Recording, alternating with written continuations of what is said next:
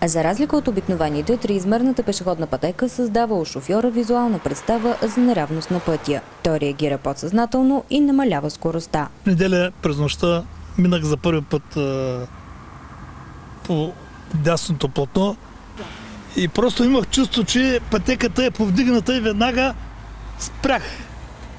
Макар че нямаше пешеходци, но като минах през пътеката, разбрах, че пътеката наистина си е равна. Но имах чувство, че някак си е повдигната и щеш не щеш, спираш. Триизмерната пешеходна пътека е монтирана между комплексите Изгрев и Зорница. Съвсем близо до училището и подлеза, който пък е абсолютно безопасен.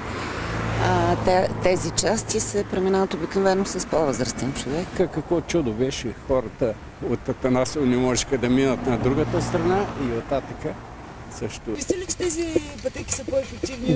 Да. Триизмерната пешеходна пътека е изготвена от пластичен материал и се лепи. За целта се нагрява пътната настилка и самото покритие, за да се получи добро сцепление. Тя е произведена в Германия, използва се в скандинавските страни, Холандия и в Румъния и за първ път е тук в Бургас и България. Пътеката е дарена от фирма. След анализ дали тя е наистина ефективна, ще бъдат поставени триизмерни пешеходни пътеки и на други места в града.